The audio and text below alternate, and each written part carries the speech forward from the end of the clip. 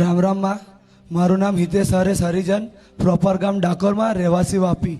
માં અમારા ઘરે છે ને પપ્પાને બી કોઈ દીકરી નથી, એમના પપ્પાને કોઈ દીકરી નથી. આજે મને બીજા ખોરે દીકરી આવી છે માં, તો એ ખુશીમાં એટલી છે ને કે આજે 45 વર્ષમાં દીકરી આવી છે.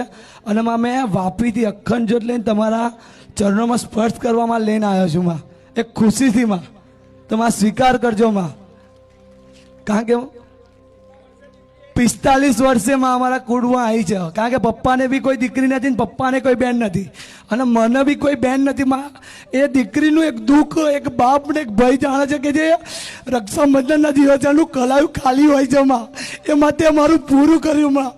માં તારા દરબારમાં 2 વર્ષથી મેં આવું છું માં, એક નાની સેવા કરું છું માં. એક માથે બોલો બૂટ ચપ્પલની સેવાનો સૌભાગ્ય આપ્યો છે માં. મેં સેવા કરું છું એનું માથે બોલો બહુ મોટું પ્રમાણ આપ્યું છે માં, એનું તેમાં બહુ મોટું મને પ્રમાણ આપ્યું છે માં. અને માં મારી દીકરીનું નામકરણ કરવાનું છે માં. આજે મેં આમાં એટલો ખુશ છું માં, એટલો ખુશ છું ને માં, કે મારા ખુશીનો કોઈ પાર નથી માં. રામ મારી રામ માં અવાજ બેહી ગયો છે માં, 8 દિવસથી ચાલી રહ્યા છે. 45 વર્ષે હા માં.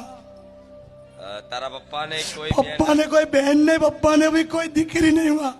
તારે બી કોઈ બેન? મારે કોઈ બેન નહીં માં.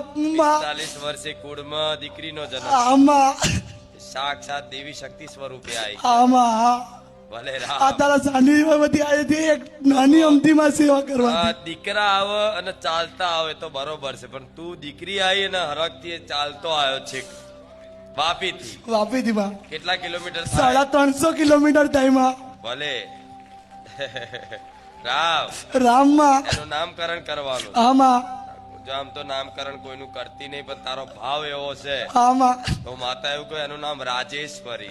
રાજેશ્વરી આમાં.